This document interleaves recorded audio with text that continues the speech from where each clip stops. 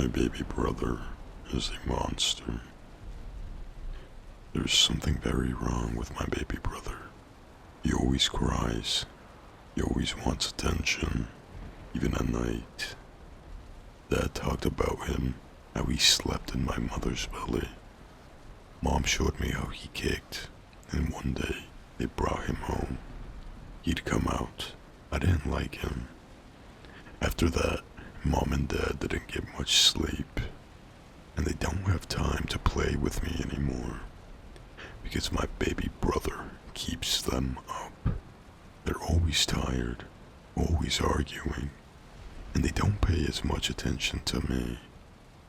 I asked my dad if he wanted to go out and play with me, but he told me to just go alone. It made me sad. It was better when it was just the three of us. We did so many things together as a family. I used to go hiking with Dad.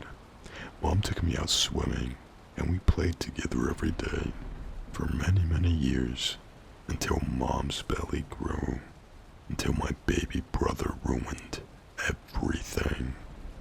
I really, really, really don't like him. So one day, I was rough with him. Very rough.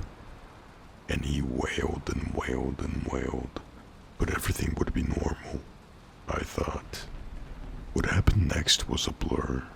Mom screamed, and Dad had tears in his eyes. He took me out to see his brother-in-law, a stinking veterinarian. His clinic smelled really, really bad.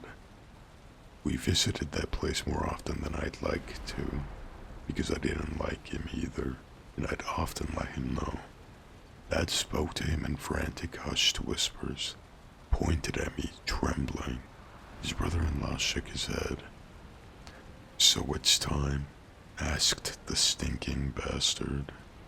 Dad looked at me, nodded quietly, and he walked out of the clinic without me. Dad's brother-in-law filled a syringe with the pink fluid, but I did not understand what was going on. Why did he ask that about the time? I glanced down at my phone. It wasn't even noon. "Dad?" I called out, but there was no response. "Uncle Joe, what's going on?" "Just hold still," he murmured, and there was a pain in my upper arm, and my heart started beating fast, until it didn't.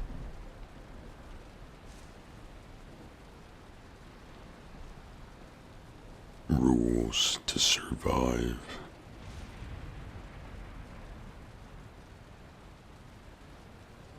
I wake up staring at the ceiling. It's blinding white. In fact, everything is. I get up, noticing that I'm in orange prison clothes. A note is staring at me from the shoddy-looking mirror in the corner. I begin to read it. "I hope you aren't reading this. Follow these rules, please. Hide this from the guards. They won't enter your room until 9:30, so you have until then to hide this. Don't end up like me. 1. You did not commit a crime. Repeat this every day. If at any point you end up believing that you did commit a crime, run to the nearest guard and try to steal their gun. Either you can shoot yourself, or they'll have to shoot you. 2. There are 4 other prisoners you can talk to. This prison has no cells, and you should try to avoid being alone.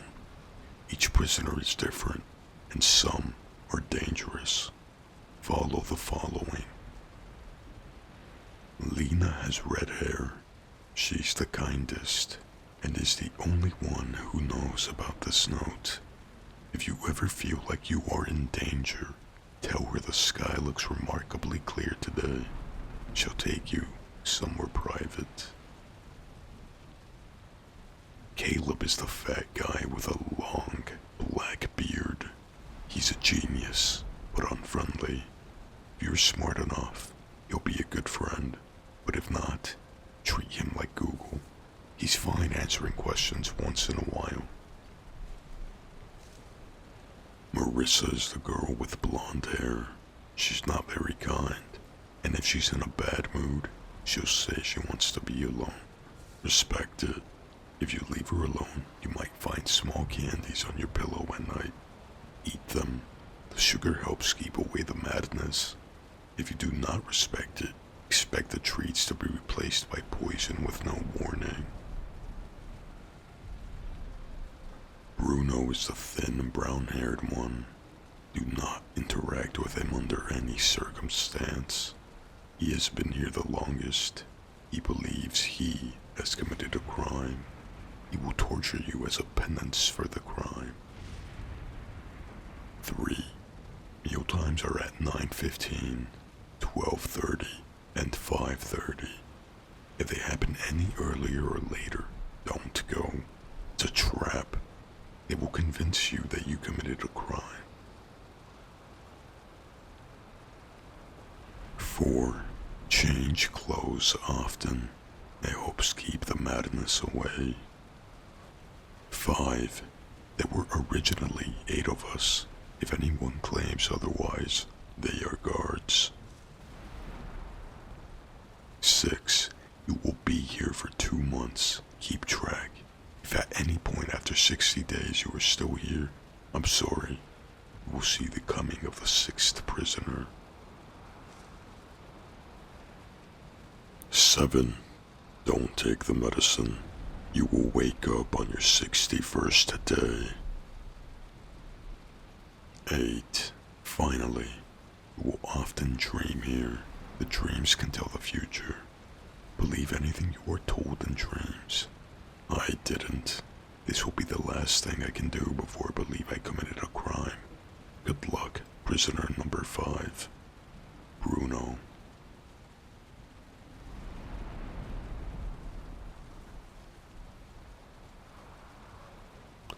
My wife heard a skinwalker in our house last night.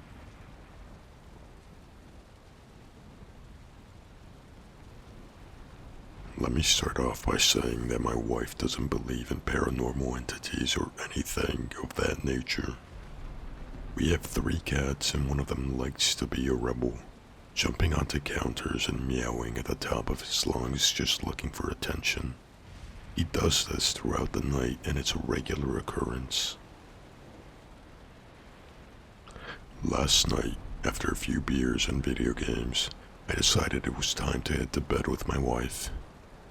When I woke up this morning, my wife was basically attached to me with wide eyes and a nervous look on her face.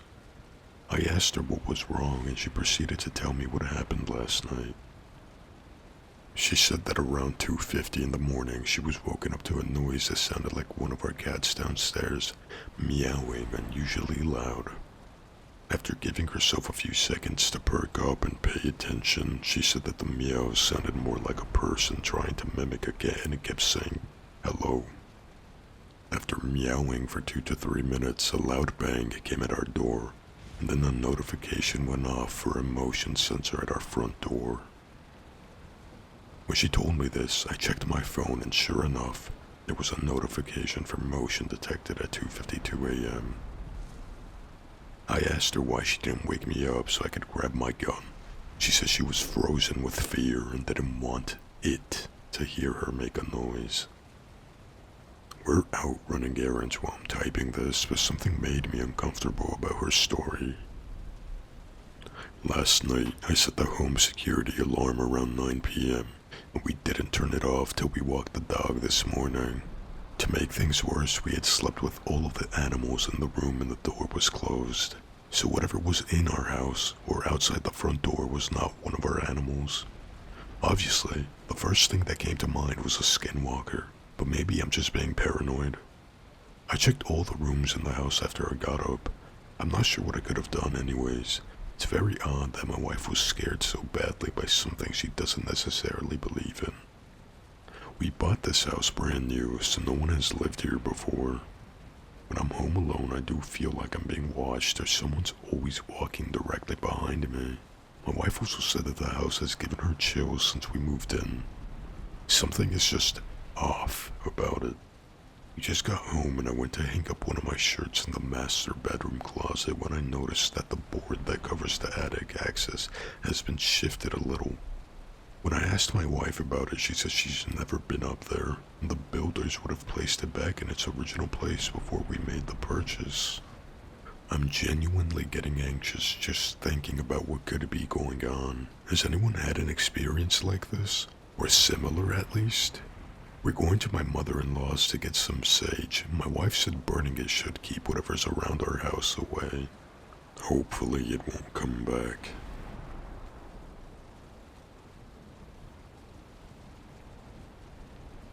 The Stalker.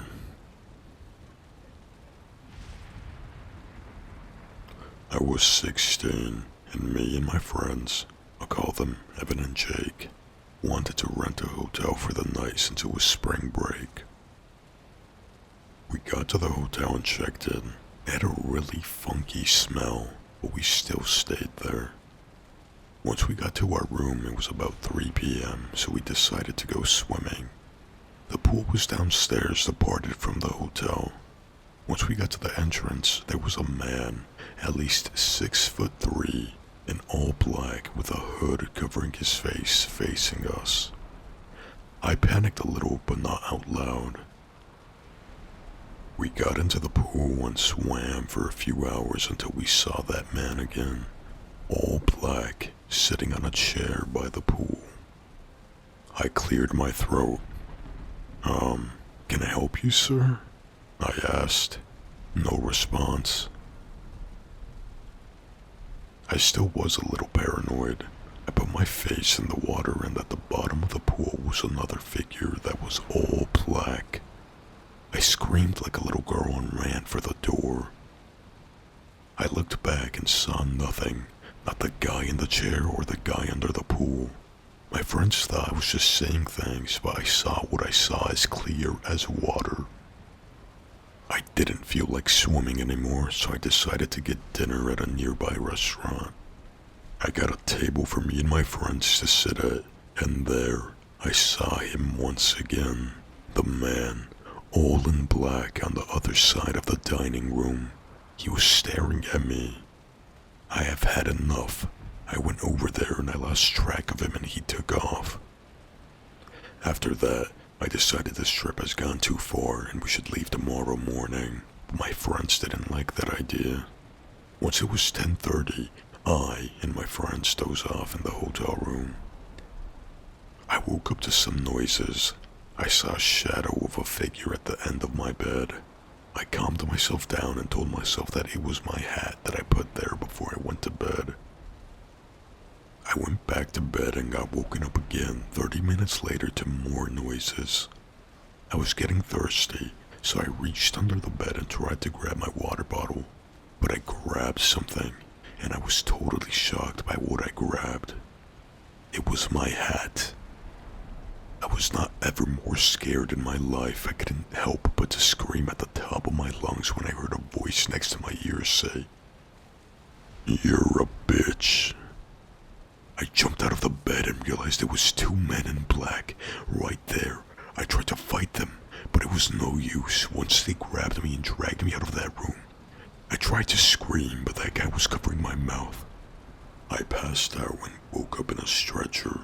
It turned out those guys knifed me while I was passed out and someone got them. But the doctor said no one could catch the guys who got me. To this day, I always have a nightlight at night, so I'm not scared.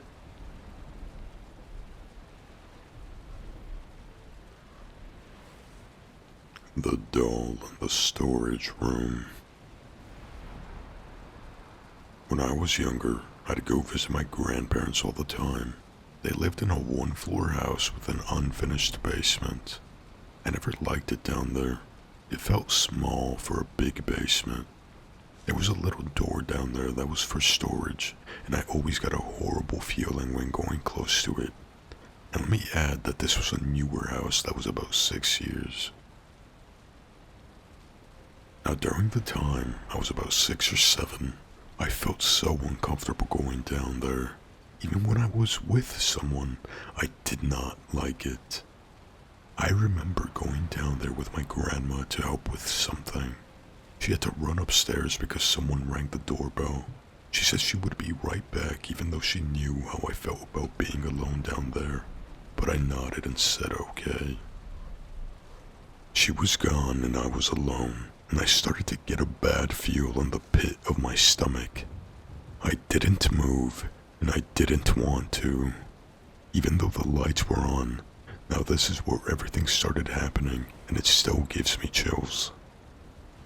The lights started to flicker, and I started to hear noises and what sounded like talking, and it was not coming from upstairs, but in the storage room. I heard someone say my name. Here's the part that freaks me out the most. The voice sounded like my grandma. I was confused as hell. How am I hearing her when she is upstairs? I didn't want to move, but me being the curious one I am, I started moving towards the storage room door. The closer I got, the worse the bad feeling came. When I got to the door, the lights turned off in the basement. I wanted to run upstairs and hide, go somewhere that wasn't the basement. I heard my name again for the second time, my grandma's voice asking me to open the door to help her, so I did, and I regret it. I couldn't see anything. It was pitch black. I couldn't hear anything but faint laughing that felt like forever, but then the laughing stopped and the lights turned back on. I felt a little bit better with the lights back on, but the downside, I could see a little thing in the storage room. I saw a small clown doll in the storage room, and my grandma hates clowns with a passion and wants nothing to do with them. So why is there a clown doll? I have no damn idea.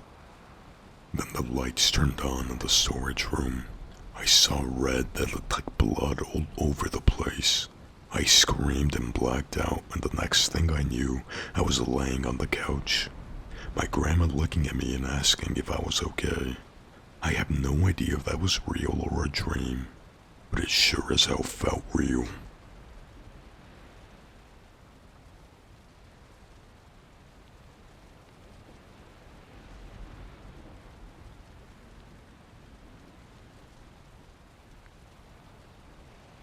Hey guys, I just want to say thank you for watching the video, and please consider subscribing and giving the video a like. Yeah, this is my first time making a video like this or narrating any stories, so sorry if it does seem like, a little off or some parts might be bad. I'm still working on it. But yeah, please let me know how I can improve in the comments. And if you have any stories you want me to read, please also link them down in the comments. Alright, well, thank you all.